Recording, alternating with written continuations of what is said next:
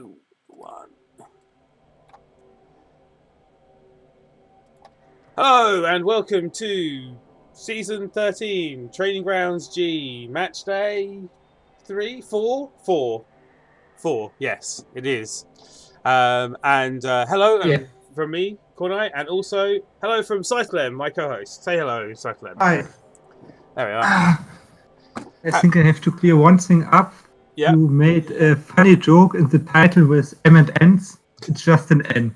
It's just in Twitch where I use an M. Because I once upon a time had the name with an N and then just lost him, and you can't use the same account name in Twitch. So Okay. there's no way to get it back. Oh, really? It must, it must at some point be, go back into, circle, get killed off or whatever, be reusable. No? I think the official rule is something like 1 year, but it doesn't work. Okay. All right. Not that important. Yeah. Also, Important thing is the game. This week, I think they were actually quite good. But yeah, you can talk. Yeah. I was just going to say that your name isn't doesn't I find it hard to remember in my head anyway. Just like the positioning of the various letters and me being dyslexic. So I might spell. I'm very conscious of spelling it wrong. But anyway. Okay, yes, and I did watch at least one of the games, Drunken's game. I caught the end of his stream, but I also went back and watched the whole thing, and it was entertaining. Yeah. I feel like the 1-1 score is a bit misleading, but I think we will get to that. Yeah. So, well, should we start then? So, yes, it was a 1-1 score, but you wouldn't have guessed that watching, well, pretty much at any point in the game up until turn 16, you would have been guessing something else. So obviously the Fling's got a chef and a wizard, right? And a babe. And a babe. Okay, yep, cool. And they chose to kick, which worked because like they stopped the Nurgle on their drive. I feel like they put the trees in a bit too much danger though. Like at one point, well, actually, so I guess we should go through this in order. So obviously the trees were on the LOS for blocks. And there is a Claw Mighty Glow warrior who did, was repeatedly hitting the trees, and every time they stood up, they were usually in contact with him, and he knocked them over again at some point.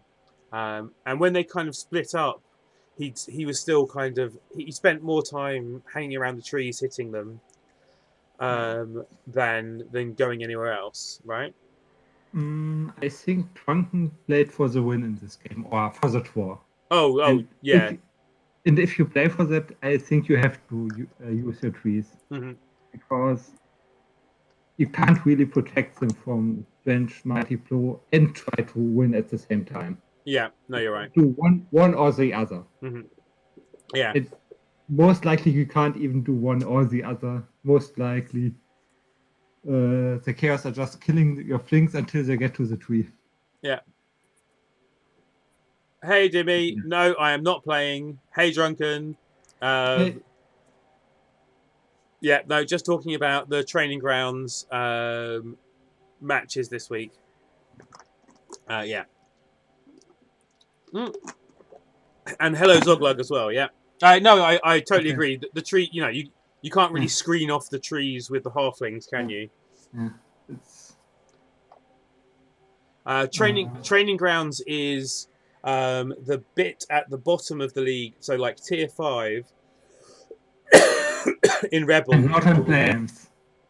Yeah, not well. So that doesn't really help if he doesn't know what Training Grounds are. He might not know what play-ins are. But basically, the new players that didn't perform great in the first season. Yeah, well, so rather than playing, so previously in tier 5, they'd either make they'd like put one person up. No, I'm not in it. I'm in tier 2, so I'm just doing a recap of it. But yeah, so it used to be they tried to take a team from tier 5 or 2 teams, whatever, but it was really hard to get it to work. So they invented the play-ins as a way of getting the ability for even a brand new team to get into the Super Bowl. And But they cut down the amount of players a little bit. I yeah, think that was another aim because there are so many new players in Rebel at the moment that the new divisions, if everyone got, or if the top 1 or top 2 players of every division would get a playoff spots, it would be really, really tough at the top. So it was some solutions to cut down the playoff spots for the lower division. yeah, and make it a bit more fair because getting place 2 in a really tough division can be way harder than getting the first place in another one. yeah. Especially at the lowest level, that has a way higher impact. Then Yeah. I don't think there's a real difference between 2A and 2B in player skill, or at least not really noticeable. No. But in the 5A and 5G could be totally different. Yeah. Well, one of them could have 2 amazing players, and the other one could just be 8 average players. And the difference between trying to get a playoff spot against 8 average players versus knowing that there's one other amazing player in your division is really bad, right? Yeah. But I think we can go back to the game now. Yeah. Oh yeah, sorry. I actually I want to say one more thing, which I think is a really good solution. For me, the main selling point of Rebel is the fact that anyone can go into playoffs, and that literally everyone, even the people who are starting a new team, can go in there. I think is one of the best things about Rebel. I agree with that. I had one playoff run, and that was my first division with Gman, and it was really fun experience. We actually got rather far, I think top 8, but that's not important. But if you have a new team, and especially if you have an edgy team, you can really have success in playoffs. Yeah. I think the last or the one before that was won by a rookie division Dark Elf team. Yeah, Pete W is an amazing Blood Bowl player, and has won other leagues, and is a tabletop player of fairly high renown. So yeah, when he brought a Dark Elf team into Rebel, he instantly got into playoffs. I don't know if he won it. I think he got to did he get beaten in the final or something? But he's like there are a few very small number of players I would put at the same level as Pete, basically. And then because he got straight in with a brand new team, his team then got put into tier 1, and he got ruined by all the kill teams. Okay. Oh, he's the Team England captain this year. So he's pretty good, because England is the hardest team to get into. Yeah. Games Workshop is from England, or? Pardon, say that again? Games Workshop is from England, or the US based? Sorry, say that again. Who? Games Workshop, the makers of. Oh yeah, yes. Based in England, or? Yes, they're based in England. Yeah. It's an English company, and there's always Blood Bowl is generally a bit English centric. There are more English players than any other nation, I think. Although the world US is probably has more players just because it's bigger, but I don't know. Yeah, I don't think so. I think England still has a higher number of people who play, but yeah. But the World Cup was won by French people, so it's not a sign of skill. It's just a bigger population of players live in England as any other country, I think. And then usually you have more good players. It's just not big numbers. But once you get to the top level, there's some there's a lot of really amazing Norwegian and Swedish and Finnish players, and quite quite a contingent of really good Spanish players as well, and obviously a bunch of Americans who are very good as well. So but in terms of numbers alone, Britain has most. Anyway, so yes, Finally back to the game. Yes, so the halflings were really trying hard to win, and I mentioned the chef at the beginning, and that was because the Nurgle only had 2 rerolls, right? So although the chef only stole 1 reroll in the first half, the Nurgle were down to 1 reroll. I think they used it turn 6, and then turn 7, did they get a double skull or something like that? But basically, they lost the ball, or was it turn 6? Turn 6. It was turn 7, 1 and 9 dodge. Yeah, the ball back. yeah. But that was because the halflings forced the Nurgle to potato the ball up one wing, right? But I think we can start a little bit at the top. I Okay. think the first notable thing that happened was he lost his Hail Mary player. That was really sad moment because that was kind of the whole idea of the team. And in turn 3, he used an Apo and it didn't work. Well, he got strength busted, right? Yeah. I mean, he could still be a thrower with strength 1. But probably dead. Yeah. I think he might have fired him already. He's either dead. I would assume he's dead, and if he isn't dead, he will be dead when the next halfling gets Hail Mary pass. Yeah. Okay, then. I think Joxer made a mistake. He marked the ball carrier. He marked the tree with his ball carrier, just to get it, just to knock it down. And of course, if you make such a play and roll 4 dice, the tree just stands still. Oh, yes, that was it. That was the really bad play. Yeah. Yeah. He used the ball carrier as an assist for the claw hits I was talking about earlier. He really wanted to get those claw hits in. Yeah. And like when I saw that, I was like, "What? That's not a good play." Yeah. Yeah. And it's especially not a good play because even if you knock down the tree and don't break armor, the tree can still blitz your ball carrier. So even if you do get a knockdown, it's most often a bad play. The tree blitz from the ground is scary because it's 50-50 not to work, and there's the if you take root, the blitz doesn't work, and you have to roll a GFI. So there's 3 dice before you even get to do the hit, which could fail you dramatically. As it was, I know that he re-rolled. He did re-roll standing the other tree up the turn after, so that he took away some of the assists, so he could get 2 dice when he did hit the ball carrier, because Joxer only got pushes on the tree. And then after this 1 die, no. And after that there was a lot of tension because the ball was on the ground, the beast of Nurgle was next to it. And I think at this point, Drunken could have tried to hit a rotter and try to scatter the ball. I think that was a better play than 1 dicing the Plodge, Stand Firm, beast. Yeah. Of course, he got a skull, so that's a little bit result-oriented, but even a push would have done nothing because the beast had Stand Firm. And I think it was a really nice turn to try to scatter it and attack the rotter. Yeah. I mean, he could have used the wizard on the beast, but I think that was a bit not using a wizard was the correct play. Yeah. Yeah.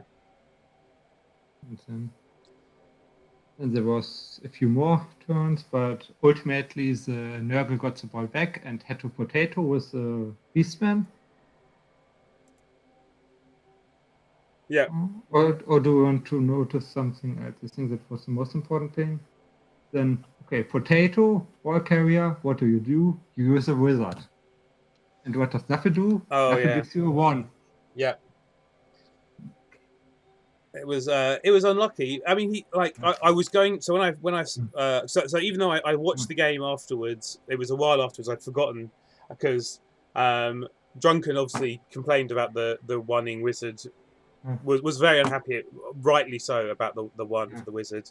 When it happened, it made me think, oh, he's not going to be able to get the ball far enough away to make it safe. Like, he can hit the ball, but is he going to be able to carry it away and screen it? And actually, he did a really good job of getting the ball safe, even though the wizard didn't work. He blitzed the ball, got got a power on a 1 dice, but with block against no block. So there were two. It was a 30% chance, and he had a reroll if he needed it, I think. And then he had, the players left to dodge out, and he succeeded in basically everything enough to get the ball away, but not score, right? Yeah. Um, And I think if the wizard would have worked, there was a realistic chance to score because you just have more free players. yeah, I think that was the idea. yeah, definitely. I think if the wizard had worked, the Agi 4 halfling would have been able to get in there, pick it up, and get away with it, rather than the Agi 4 player was the player who was the assist for the blitz instead.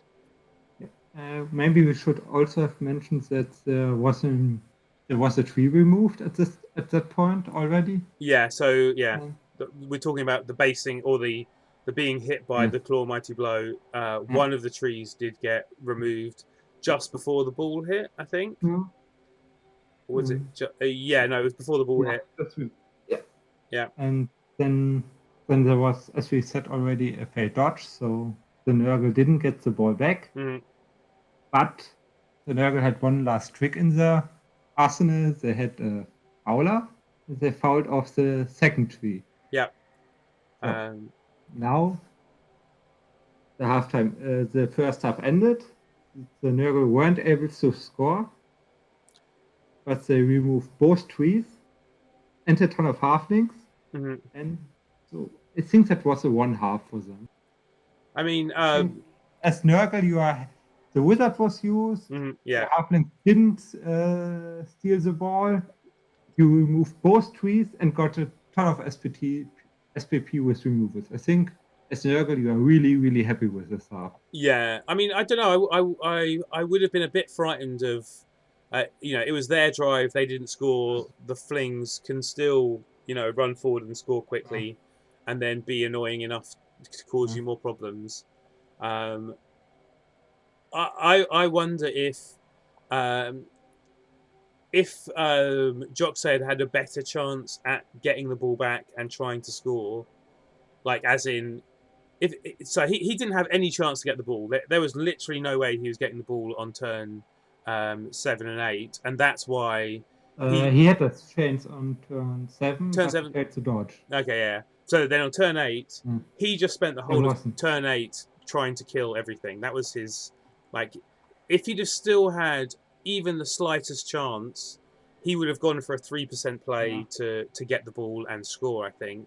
But because he didn't have any chance at all, he went for the surround, foul, kill, murder as many halflings, take as many blocks as possible option instead.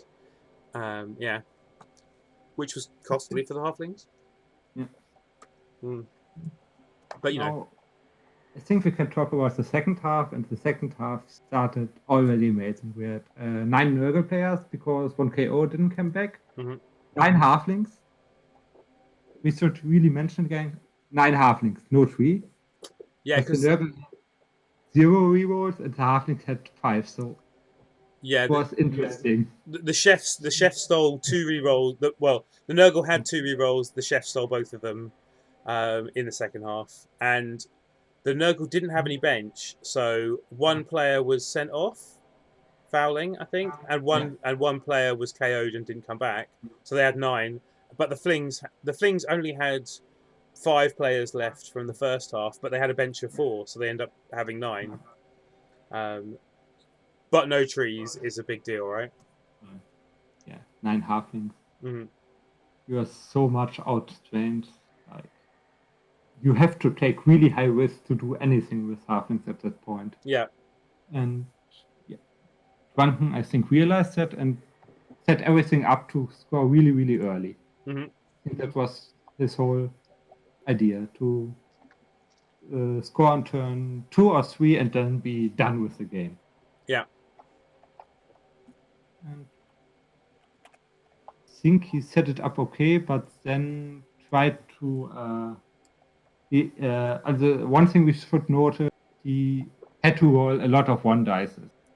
He has 5 rerolls, so they are more or less 2 dices if you can count them. But he had to roll a lot of dice just to get anything done. Yeah. Yeah. Up to Y, etc.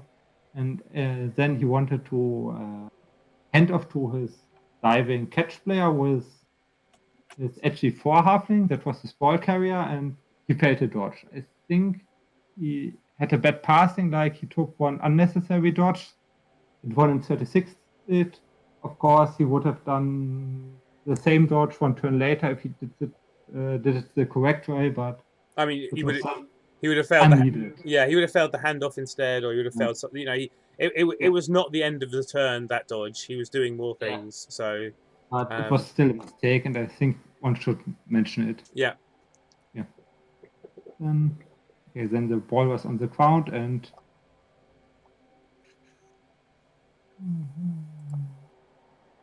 obviously the Nurgle surrounding. Yeah, I think they put the beast on it again. Basically, was their, the first move they did was move the beast. Well, maybe the beast was within a square or something, but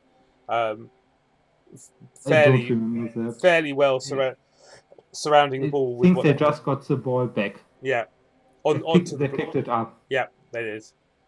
And then the next turn, the halfling surrounded the ball, and Joxer did some really nice chain pushes to get his carrier free. Mm-hmm.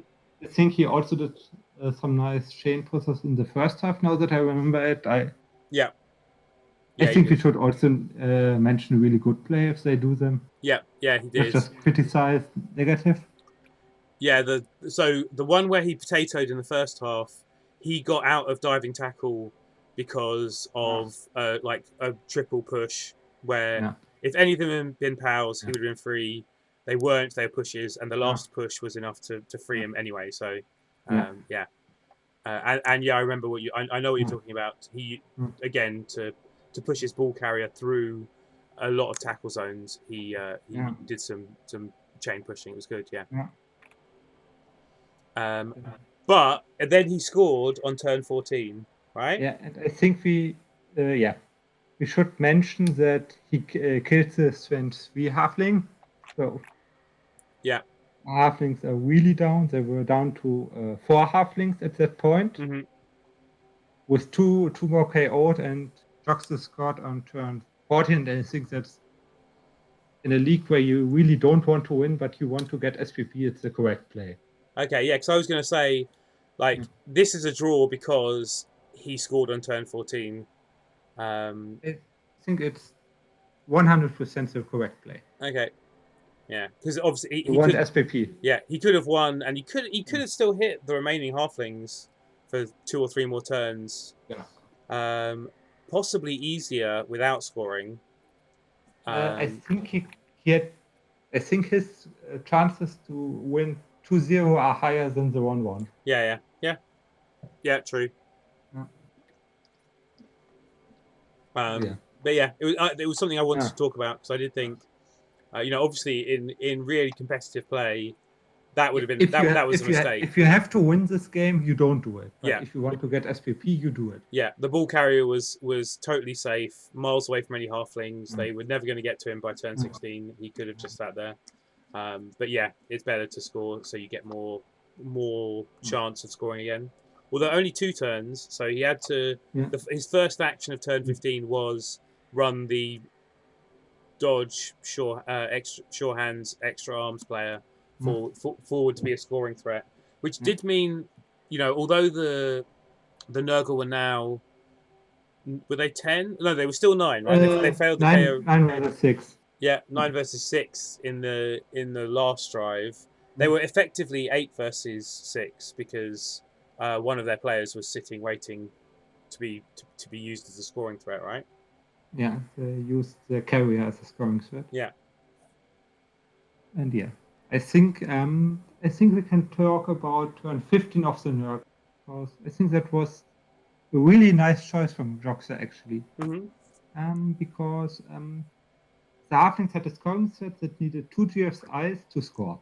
Mm-hmm. So in a normal game, you just split the scoring thread, push him down 1 square, and you won the game. Yeah. But the ball carrier was also incredibly unsafe, meaning he could just be 3 dice splits from, I think, a warrior. Yes. So he went for the 3 dice splits. To get the ball down and then score next turn to win 2-0. And I think that was the correct play. Yeah, but it was with a 1 in 27. Yeah, it was a non-block player. Was it the Claw Mighty Blow player? It was. I don't remember. It was someone. I think it was the Claw Mighty Blow because I think it was someone with Mighty Blow, and obviously it was 1 in 27, so it has to be someone without block. But yeah, 2 both down to the skull with no rerolls, obviously for the whole half. So gives the halflings a chance to hand off the scoring threat, and they score. And a good result for the Flings, and not a bad result for the Nurgle either, considering they I don't know how many. I don't know what that is. A lot of SPP. Yeah, I think it's a Pyrrhic draw for the halflings. Pyrrhic draw. Yeah. And a really, really nice result for Nurgle. Yeah, 20 SPP for Nurgle, which a 1-1 draw. Oh, sorry, 25 including the MVP. Yeah, that's amazing. That's exactly what you want with early Nurgle. Yeah. I think only 5 SPP on a Rotter and everything else on good players. No level ups though, but Yeah. Can't be sad with any of these, right? Level ups will come later. Mm-hmm. Yeah. Exactly what you want, and the halfling team is built. Yeah. Well, the halflings one's MNG'd, and I can't remember if Drunken was talking about firing him and hiring a fresh tree just to have 2 trees next game, but also in the hope of rolling something better than 2 normals. I don't know. Obviously, the strength one died. I'm not as big a fan of strength. I mean, it's obviously helpful, but it's it's a lot of TV for a halfling. Yeah. I think having 1 strength 3 blitzer is really nice because just in this game you use them a lot, and only needing 1 assist instead of 2 really helps. Yeah. I mean, obviously 2 assists and the block halfling is a better thing, right? But yeah, Drunken assist. Pardon, say again. Yeah, Drunken says I worked my ass off for that draw, and I was thinking about clipping his reaction at the end when he scored the equalizing touchdown, because he was ecstatic to say the least about it.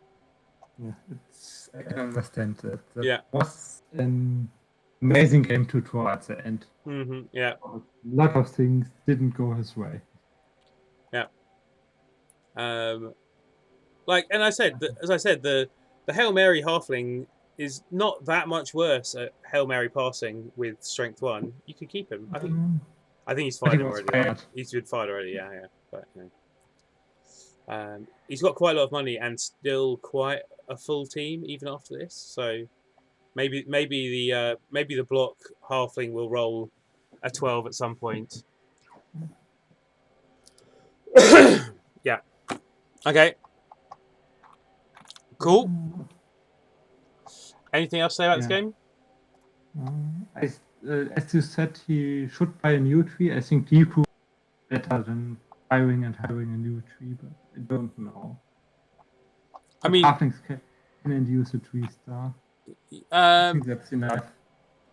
Deep Root is great, but he is also 300 TV, which is a lot. And as you said, if you're trying to build the team, if this is a development league, then surely you want the players who you want to develop most, and he does have enough money for a new tree as well. Okay. Yeah. What's this choice? Okay. Uh, He yeah. plays against Underworld. Okay, yeah. There are not that many inducements possible. Yeah, the Underworld are pretty low TV themselves. So, but anyway, we'll get onto that. Yeah, later. Yeah. And we should check the bettings. Oh yes, of course. So, you and Toby both thought it was going to be a draw. I find it really funny that no one bet on the Nurgle. Yeah, me too. That's amazing. That's actually insane. Yes, that is unexpected to say the least. Oh yes, that. Yeah. So I'll. The Nurgle was a major favorite. Yeah, I mean, yeah. Obviously, the Nurgle should have won that, but it's 4 people betting. I mean, one of them's drunken, and I also voted for the Flings, and you and Toby both voted for a draw. That is funny though. Yeah. Oh. All right, so I need to update the betting. There we go. So predictions. That puts you out in the lead with Toby, both on 5. Okay. Still really close. Yeah. Okay. So, if I didn't snake that dodge, he'd be So, or if the wizard had worked, if he hadn't snaked the dodge, there were a lot of outcomes where the Flings could have won that game and had, 3 more SPP if that is the purpose, right?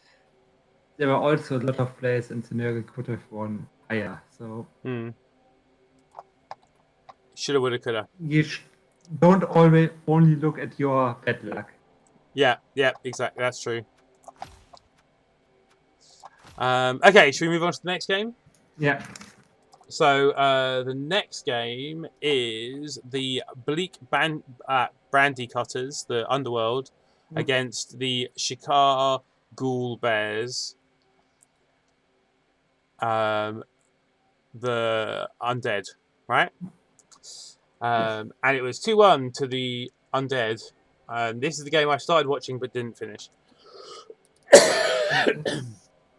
I think we can start with inducement. So Mork and Babe, the Underworld got Mork and Babe, and he really, really used Mork a lot. And I think it was, just from watching the game, I think it was a good choice because Mork is an amazing player, and he really, really used him. Yeah, I'm normally not a fan of Morg because normally when you're, 430 TV behind another team, they have a real killer who will end up removing Morg, and you'll be 430 TV down. There are so many teams that have some form of access to Claw, either a Yeti or a Werewolf or Chaos or Nurgle or Underworld. They all have claws. So spending that, they're usually edgy, and Mork is not the edgy. Or they outrun you exactly. Yeah. But obviously in this matchup against Undead, who are not agi and don't have claw, it's a good choice. Did you actually was the ball ever carried on Morg? That's what I want to know. Yes. Yes. Because he's a great ball carrier. Yeah. I'm always when I look at Mork, I always think he should be HG2, but he's I always feel like he's an HG2 player. Yeah. And plus having block, and is he movement 6 as well? He's basically got +1 to every bit of an ogre stat line, which is amazing. Also the AB10. Yeah, AB10. Yeah, AB10 as well. So yeah, and also the Big Rat, the Skaven rat ogre who doesn't have wild animal, he also has Agi 3. So they're both like with Skaven, you're not likely to take Big Rat because it's just ridiculous and he doesn't have block. And it's just, but Morg's not a bad ball carrier. Just that Morg is really, really expensive and he has a lot of weaknesses in most matchups, but this one he was great. Yeah. Not good enough to win the game though. Yeah.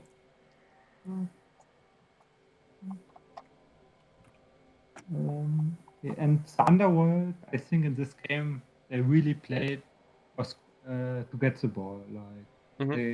So the Undead received, and they failed to pick up because I think Zoklak wanted to score on his Western goal.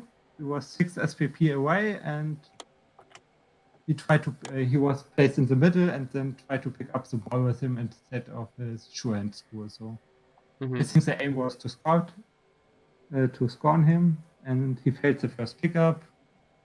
But then the Underworld really tried to put pressure on the ball.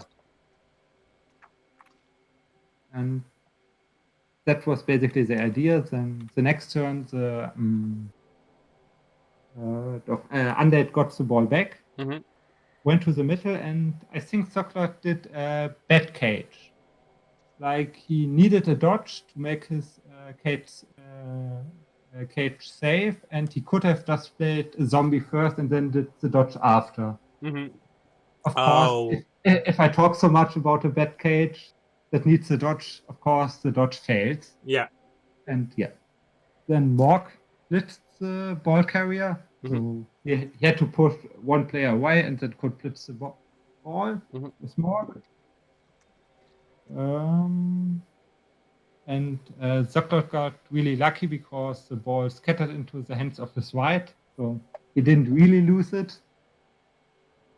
The Underworlds did this turn, did GFI that was not really needed, but that's okay. You can do that, but he used a reroll on that and failed. I think at this point I should mention he used another reroll turn 1, also for GFI. And White Lama had 2 rerolls, so he used both rerolls on turn 1 and turn 2.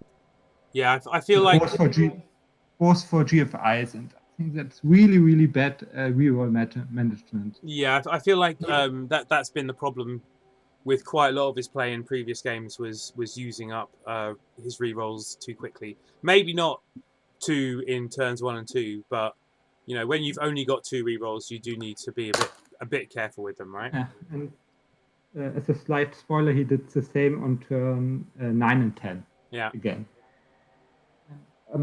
What I like of his play, what I really like of his play, is that he takes risks. I think a lot of players, if they get better, they play a little bit too safe. Like they don't take risks anymore. And I think taking risks, especially if you are behind or not the favorite, is really important in Blood Bowl. And always doing safe moves first can be a little bit of a trap, but you have to do it at the right time. You can't always take risks. You have to find the right moment when you can do them. Yeah, when does it a bit too much and uses rerolls too much. Yeah. People say Blood Bowl is a risk management game. Management is not the same as like removing all risk and only doing the safest things. But yeah, you can do that if you have a great game and nothing fails and you can just one in. But that's the boring Blood Bowl games actually. Yeah. If you don't have to take risks, your eyes are vastly better than your opponent, which usually is a boring game, or your dice are vastly better than your opponent, and that's usually also a boring game. Yeah, or your team is vastly better than your opponent. But yeah, all three count, don't they? Yeah. So where were we? So that was turn 2, and he'd used up both his rerolls. Yeah. Yeah, it was the Underworld's drive, but they've got it back on the white. Yeah, and then there happened a few things, but nothing that much of importance. Then the Underworld made an unsafe cage again. Noticed it this time, but to fix it, they had to move a player back with 1 GFI, and they rolled a 136. The undead, you said on Underworld by mistake, but yeah, cool. The undead, so he noticed his mistake, but he was punished for the worst possible way. Yeah. With rolling 136. And then Morg dodged out and hit the ball and got him down. But the Underworld had no player to recover it, so the next turn, the undead got the ball back and scored. So Okay. he wasn't really punished in the Just- long run, but in the short run, Yeah. hard. And was that the score on the Shorehands goal, which he was trying not to score on, or was that did he manage? Yeah, that was on the Schuhen school. Okay, yeah. And it was turn 8 or so. It was turn 6 because Turn 6. after that, White Dama did actually quite some nice things. Mm-hmm. Or he tried to do some nice. He reminded me of that more cancel teammates. Yeah. So he got the ball with his Skaven thrower, handed it off to a goblin, and tried to toss a goblin. Yeah. With the ball. And then the landing pad, he unfortunately landed in undead player, so I think it was a 6+ landing. Yeah. If it's one tackle zone, it's a 5+. It was more than one tackle zone. Okay, if it was fine then 6+. Yeah, okay.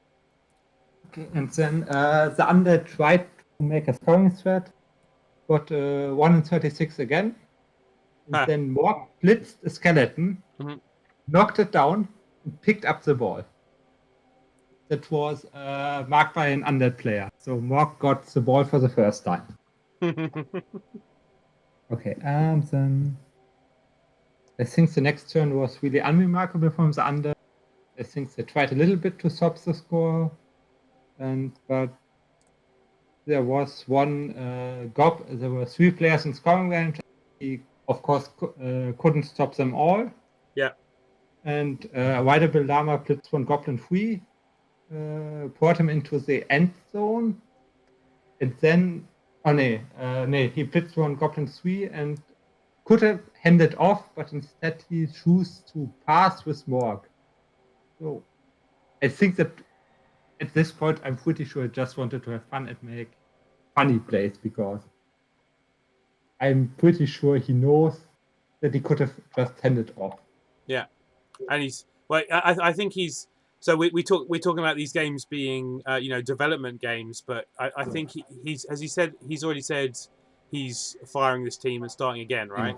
So it's a development couple of games left where he's not interested in developing his team. Yeah. So throwing with Morg is not that silly. It's not bad play if you don't want to win. I think using if winning is not your most important aim, which I think is totally fine in Blood Bowl. Yeah. If you do it consistently, then it's okay. Like I think the most famous example in Rebel is Orabi. Yeah.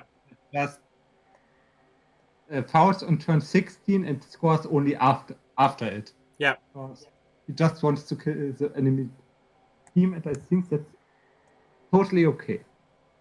Yeah, same. If that's your aim in the league, you can do that. If your aim in the league is to toss halflings at your opponent every turn, you can do that. Totally fine. One of my favorite games I've ever witnessed is 2 players it's in another league, but 2 players who are famous for being like Arabi and fouling every turn. When they met, it was 17 turns because they had a riot, so they got an extra turn of fouling where every drive both teams like more or less started with a foul, or if there was no one on the floor to foul, it was knock someone over and foul, and it was hilarious, but yeah. I digress. Whatever way you want to enjoy Blood Bowl, I think is a good way, right? Yeah. You can play it however you want. Yeah. And as long as the majority of players actually want to win in their games, it's fine. Like, I think if you are in a division with 6 Orabis, it would be terrible. But if you have 1, it's totally fine. And I mean, like, I've played Arabi, and it's like it's not that bad. Like, especially if you're trying to win or level up players or whatever, because you basically have a free chance to score on whoever you want. Yeah. And run the ball in as often as you want and make as many passes as you want. So I'll probably lose a player on the way, but if I was playing against someone who was trying to win, it would be much harder to level up players, and someone would probably randomly die, and I wouldn't have any control over it. Yeah. So I would rather be in a whole division full of Arabis than a whole division of Wolfbarks. I wouldn't. Because I think it distorts the game at that point. It's not Blood Bowl anymore. Well, I think having one or two of this kind is totally fine because it's flavor, but in the majority of the games I want to play Blood Bowl where both players want to win. Yeah. Interesting. Or be success but you've just said that your aim in this in training grounds is not to win, it's to level up, right? Sorry. Yeah. Anyway. Yeah, and I also do really hard with it because I still want to. Yeah. If I would play training grounds, I probably still want to win. I would score on turn 14 or something, but outside of scoring early, I still would do everything. I mean, aim to win. Even outside then, a few really risky plays where players could die. Like I wouldn't mark the claw pomp wolf with my best players just to have a higher chance to score. That's too insane for me, but yeah. But everything else probably. Okay. In my last league game, I used my ball carrier. It's another thing, but I used my ball carrier to stop my opponent from scoring, and he had sidestep, so he could make it so that the enemy couldn't advance, had no chance of scoring, but my ball carrier got edgy busted, which for a Camry ball carrier is equal to death. Yeah. And I was totally fine with it. I needed this game to have chances for playoff, and that I would do this choice, even if I know the player would die every time again. Yeah. But in a training ground division, I wouldn't do it. No, of course not. Then the risk is too high. The reward too low. Yeah. But yeah. Then the next half, outside of the underworld using both rewards again, they just went for an early score and were able to score on turn 11. On a lineman, so they handed off to him, or they picked it up with him, or you don't. They handed off. They handed off to him. Okay. They just did the more or less usual 3-turn play where they pushed to one side and then handed off. Oh, okay, yeah.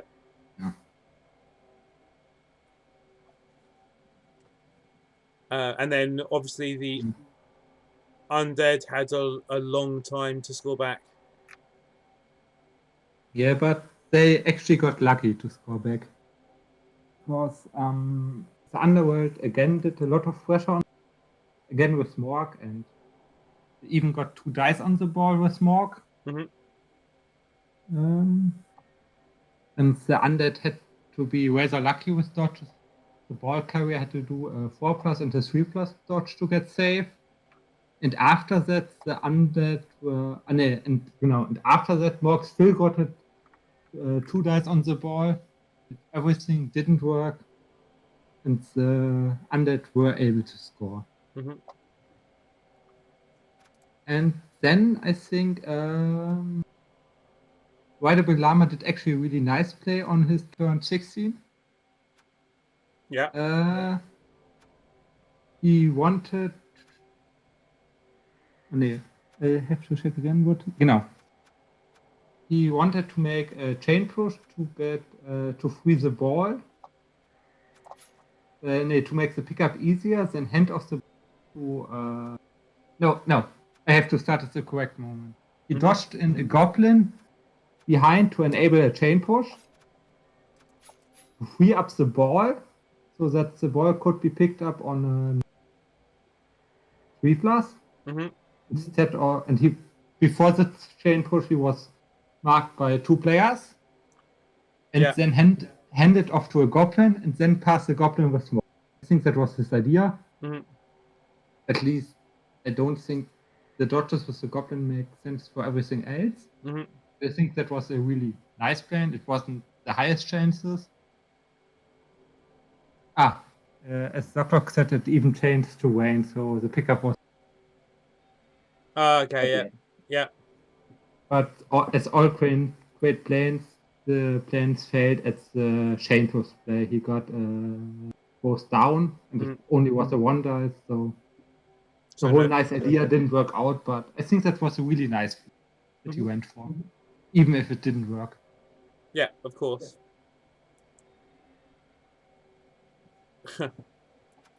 Zoglug must be quite unhappy with his going for it. He made 6 going for it in that whole game and failed 4 of them. Yeah. But yeah, okay. Yeah, and both were 1 into 1 that he failed. I think both were 1 into 1. Yeah. But actually, that's true. Yeah. But yeah, it was actually a really nice game, and I think White Lama could have won, or could have drawn. After the first few games we watched of him, where it was actually really one-sided and he didn't have that high chances, I think this one really was a good showing from him overall. He tried a bit harder this time. Yeah. Cool. Anything else to say? Sorry, go on. Most one-sided. Or were any level ups? Yes, there were 2 level ups. There was a 2. They were both zombies. Leveled up. Podfree and Drew. Both leveled. Okay. One dirty player, one vessel? No, Zoglug says they both got block. He's already got he's got a dirty player skeleton and 12 players, so I guess he needs one more before he goes for another dirty player. No. I kind of like Western more on line for personal choice. Mm-hmm. But yeah. It's not bad to take more block, is it? I mean, yeah, block is good. He's only actually got 3 to start with at the moment, so yeah. Block is the best skill in the game, so taking it is basically never wrong. Yeah, indeed. Now to the most one-sided game. Oh, actually, no. Before that, so we have the the betting, and everyone who voted thought that the Chicago Bears would win, but you know, a better one-sided. Yeah, a better showing from Rideable Armor.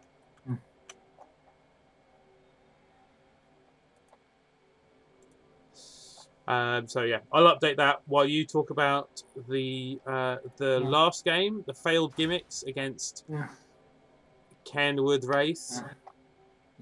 Was the only game without any? Without what? Sorry. Without inducement. Ah, okay, yeah. And it was as one-sided as the score says. Fair. So. Oh, bless you. Gesundheit, even. Oh no. There I think bless you is nicer. Okay, fine. But we can make better jokes with the German one. Because you first wish good health, then beauty, and then so on. Uh-huh. So it started with 2 removals on turn 1. The game, then. So who was receiving? The Necro received, and they started with 2 removals on turn. And at that point, the humans already decided to play rather defensively and mostly try to preserve the team. Mm-hmm. So they more or less passive conceded after turn 1. And 2 removals. One thing I should mention is, as a hint, the humans used dodged off lineman as first action. And it's just bad. Like, you don't gain anything by that. You just should take your blitz and the movements you want to do first. It's if you want to do something anywhere in Blood Bowl, you should always do the actions that don't require any dice first. And most of the times you want to do the safest, the next safe option next. And dodging with the lineman on the line of scrimmage is really, really low priority. It's usually the last action of your turn, and you don't even reroll it if it fails. Yeah. You really shouldn't start your turn with it. I mean, usually people start with blocks because a block, a block with block, even a block without block is better than a lot of dodges or other one dice actions, right? Yeah. Like even a dodge with dodge is really, really unsafe. You learn that if you play something like wood elves, basically any type of elves a lot, you know that as a first action to dodge with your dodge player is really, really risky. Yeah. If you play something like Amazons, you know that a 1 in 9 basically happens all the time. Yeah.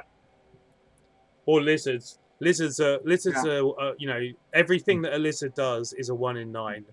So you learn very rapidly how many there are, and that's a lot. But yeah, so the humans only had 11 players, right? So and it's not lost 2. It's not that surprising that they got very defensive once they lost 2. They played against a vastly better team. Like I think we can say that the Necro team is way, way better at the moment, especially with the Claw Pomper and the HE5 Wolves. So they must have had some inducements because the TV difference between the two teams is 140, right? Didn't notice any. Maybe they got an apple. I think there were no babes and no wizard or anything. Okay, that's odd. Yeah, but maybe an Apo. Again, facing the mighty blow piling on block now, Wolf. An Apo is not a bad idea, right?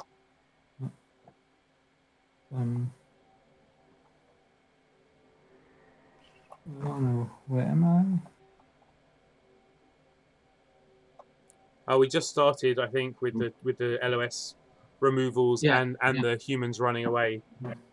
And then the second turn, the Necro, another player, and I think he tried to hand off to 30 SPP wide and pass with him once.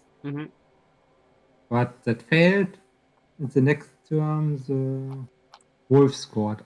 Just the HE5 Wolf. I think he was. I don't know. I think he just wanted to get the SPP on him, and he also needed. So it was an okay choice. Then the humans did everything to set up for an early score. And got a deep kick. And they set up and then there was a funny play. They set a capture back because it was a really deep kick. So the thrower picked up the ball, passed to the catcher. It was an inaccurate pass, but the ball bounced off the ground to the hands of the catcher. So caught it anyway. I think such plays are always nice if they happen. Yeah, and it's not a turnover if it doesn't stop on the ground, so it's fine. Then next turn the humans went for an 6+ pass.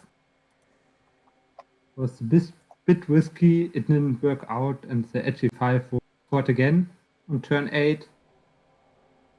Then to make matters even worse for the humans, the Necro got a blitz on the humans turn 8. It didn't actually do anything, but it was still you're down, and then the Necro still got a blitz. It just feels bad, even if the blitz doesn't actually change anything. It still feels bad. Yeah. Then basically the same thing happened again. A deep kick, aggressive set up, and the humans tried again to do a 6+ pass, and I think maybe at this point, it's a point of advice for the human player. It's totally fine to go for a turn 2 score with humans or other teams, but I think usually if you want to do that and get so unlucky that you have to play against a deep kick, it's usually better to do a pass and a handoff to score and not do a long pass. So you keep one player in the middle quad, can be passed to, Yeah. and this player then hands off.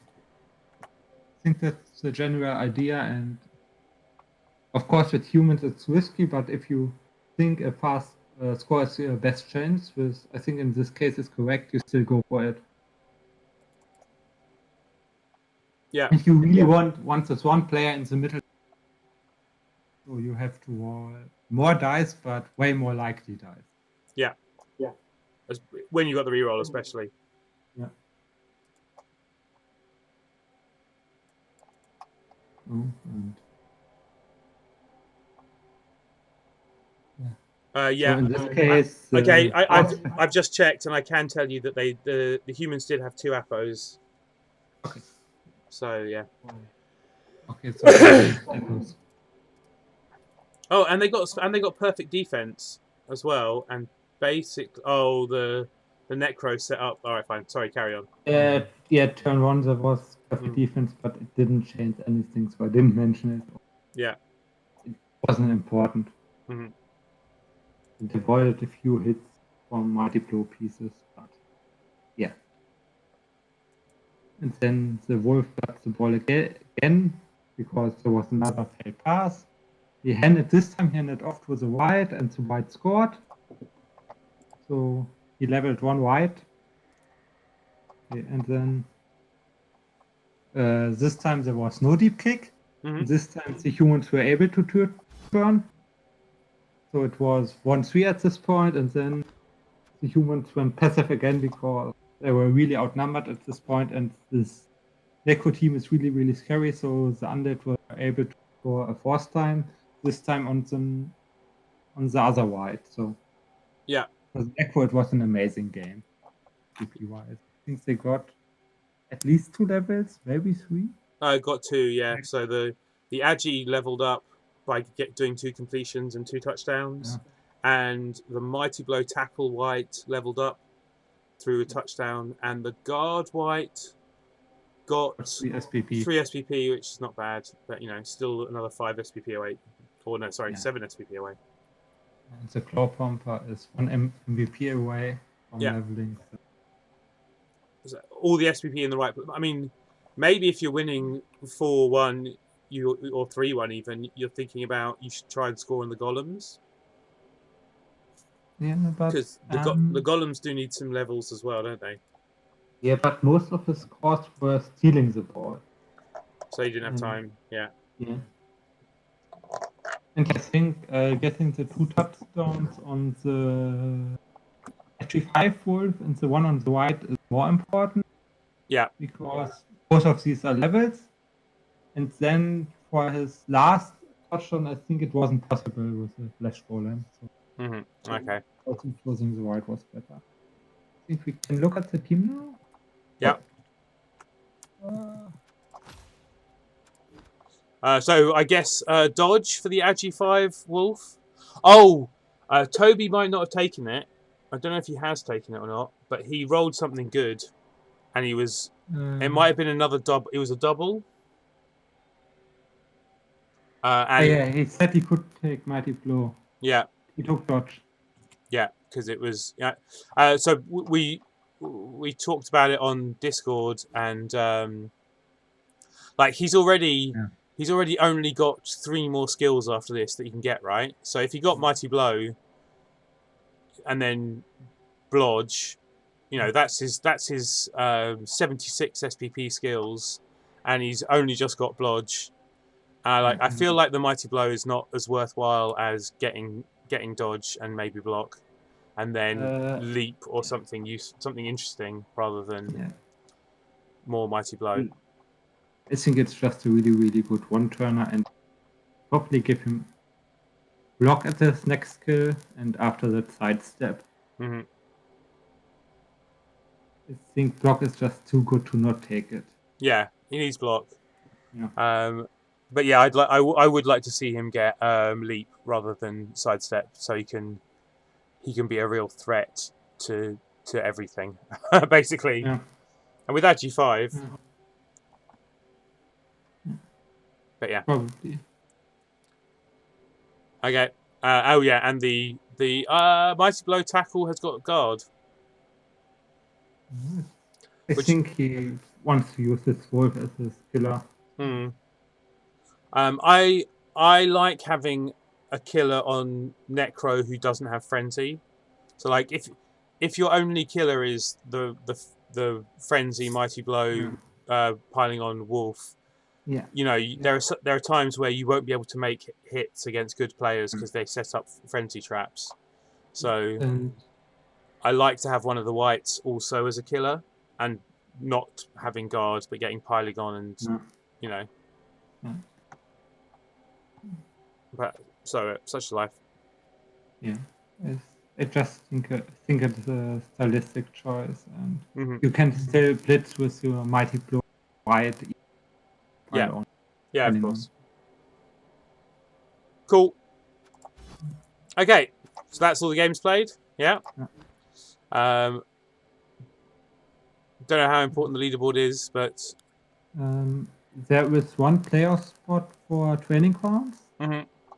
in all the divisions, and I think none of our players have won all four of the games, so they won't get it. No. So they won't get it.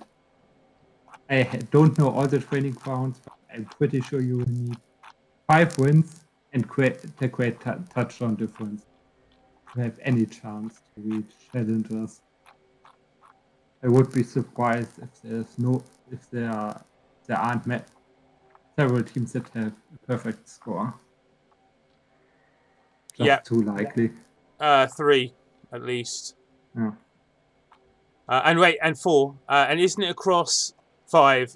It's across Rel and Gman as well. So it's like one place for both sides or something like that. And Big So, O. Well, yeah. does Big O have training grounds? I don't even know it. I don't think they do. I think they didn't. I think they've only got. Yeah. But yeah. So basically, and there's five people who already have perfect records in Gman Training Grounds. So yeah, it's unlikely. Yeah, no, nothing in Big O. Yeah. Okay. Let's So talk about next week. yeah. So yes, next week. There was betting on that, but the game happened before we did our recap last week, so I'm not going to get points for that one. So next week, the last week of the season, in fact, Swamp of Sorrow against Kenwood Wraiths. So Toby against Joxay. TVs are exactly the same. I think that the two best teams in our division just for development. Yeah, I mean I think the Nurgle are just still too early in the development. Yeah, they can win or draw, but I think the Necro are the huge favorite. They will win. The Necro definitely have the better skills on a few players. So basically 4 leveled players and nothing else. But those 4 leveled players are everything you need in this team, right? Yeah. Whereas the spread of levels for the Nurgle is a bit more. Yeah. Do you think the Nurgle should buy more players if they're going to be facing the killer and all that stuff? I think the next thing the Nurgle should buy is an extra team reroll. Oh, okay. Well, they can afford it now. Yeah, and I think they should do it because 140 is really, really expensive. Or I think they should probably buy a new after. I think you want to keep you play against a claw pomper, so it could happen that one of your warrior dies, and I think you want to replace him as fast as possible. You probably want to keep your bank, and then if no one important dies, you buy the after the game. Because I think winning is not that important. Being down in warrior is really for Nurgle. I think that buying a rotter or two gives you more ways of protecting your important players, right? So if you've got only 11 players, everyone's on the pitch, everyone is. It's going to be hard to protect people. Whereas having more chafe to protect people with, and for me, Nurgle, you kind of get used to playing Nurgle with 2 rerolls. Then they're not, he's got sure hands, he's got dodge, he's got a bit of block. Don't reroll things, you'll be fine. Maybe. But yeah, Toby has. Yeah, but I think you're correct. He could buy 1 water and probably still buy a reroll after them. Yeah, that's true. Toby actually has 30k of bank that he's adding to his TV, so maybe he's going to spend that before and be even lower. But yeah, it's probably a win for Toby, I think. Yeah, but there's no scary inducement even if you buy the water. There's no scary inducement even if you buy the water. It's not enough wizard. I'm actually not that scared of Prive if the team has no dirty player, because crowding without a dirty player can work, but most of the time it doesn't. Yeah, it's not a great value proposition. Yeah.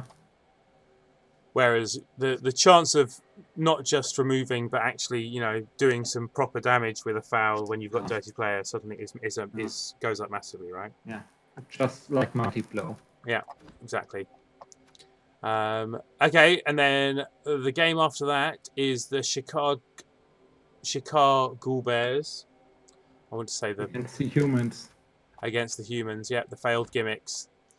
I just say the races. So I don't have to pronounce the names. Yeah. Well, I just want to say Chicago Bears when I'm reading out Zoglug's team. It's close, but not close enough that it's Drunken just got the wordplay. so it's good. It's good that I'm reading this out. That's the thing.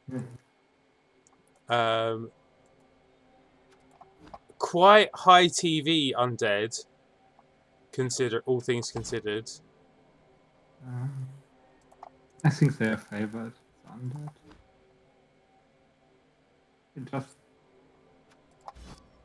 I think it's a solid team. They have also developed. They more or less want.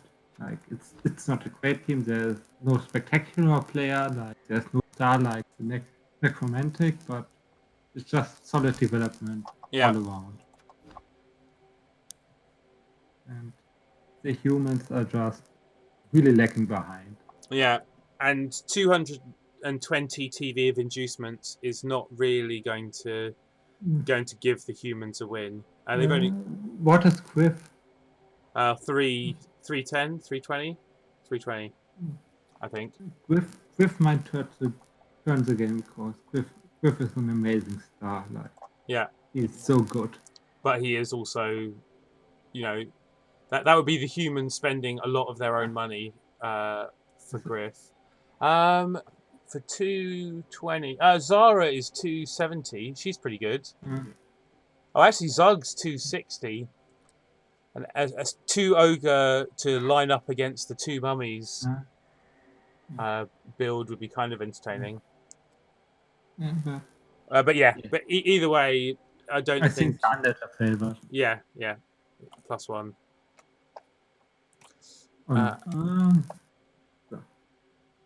But yeah, I think it's still kind of even. I think overall this is a quite even week overall. It's the most even we had this division. Actually, I'm going to go for a draw just so that we differ.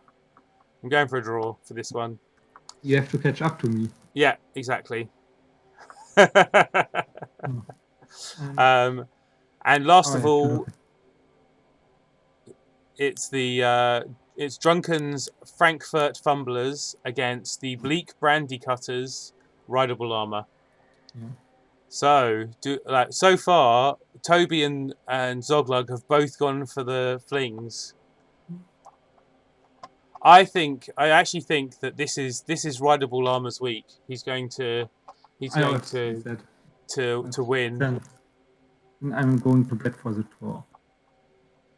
But yeah, I also think the Underworld have quite a nice shot because all the weaknesses of the Underworld they have, all those so strange players don't matter in this matchup.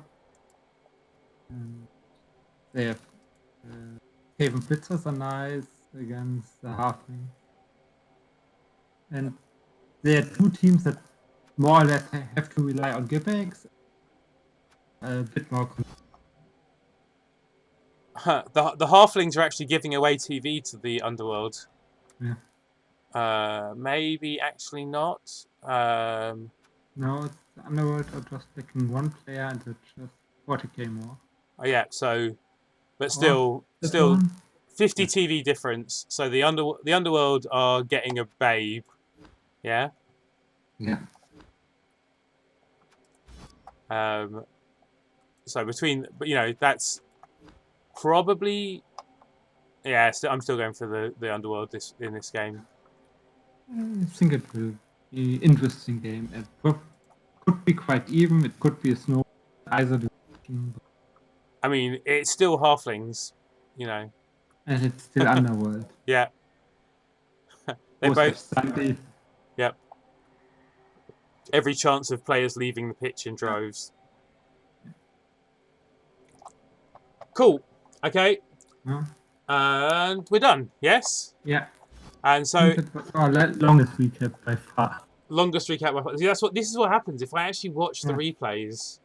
We've got too much to talk about. It's just going to take longer and longer. I'll end up doing like 3 2-hour recaps. But no, it was fun. I enjoyed that, and as I said before, Drunken, I really enjoy your gameplay, but I really can't bet on Halflings to win. I mean, Halflings. I have bet on Halflings to win, and I've gone for draws. I've been, I'm not anti-Halfling just because it's one. This might even be the first week where I've actually predicted against the Halflings. I think actually that's not true. No, it's not. That's definitely not true. Okay. Do you want to keep the team for next? Change the team. Drunken. I mean, there's no reason to re-roll, is there? Yeah, I think it's fine. It's nice. Ag5? Yeah, the flings. The Agi 4 and the block are both great players, aren't they? Okay, yeah. So I think it's a really nice team. Mm-hmm. Yeah. We will have some nice games. I mean, the competition is fair at that point. Yeah. You won't get really killer teams or anything really disgusting. No. I mean, other than Rideable Llama, I don't see any of these teams, going, my team is so wrecked, I don't want to play them anymore, right? The humans are not in a bad state. I think Zoglak wants to re-roll. Oh, really? Yeah. I thought he wanted to learn how to foul, and he needs to play more if he wants to learn how to foul.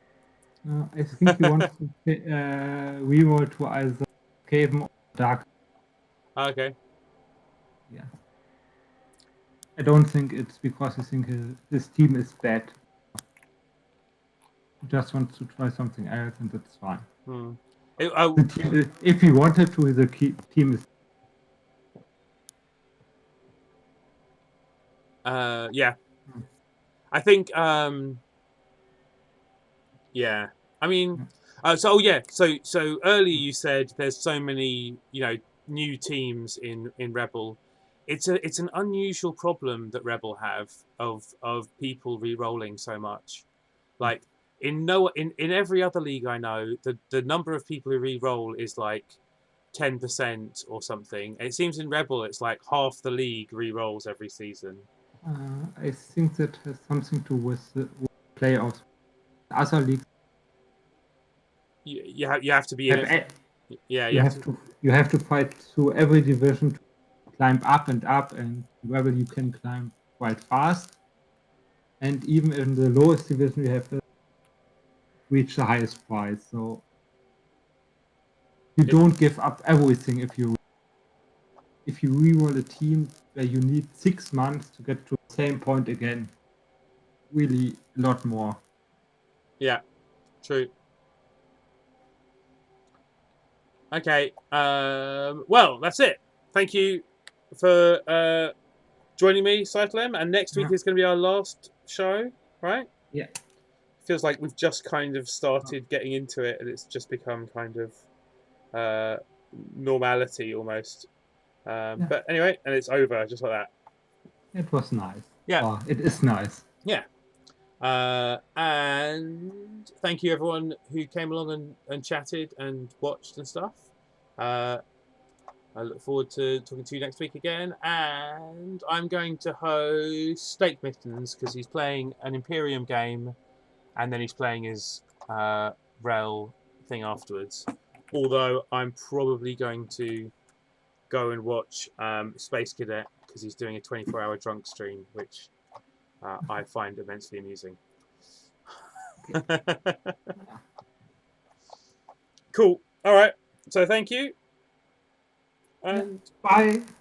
Bye.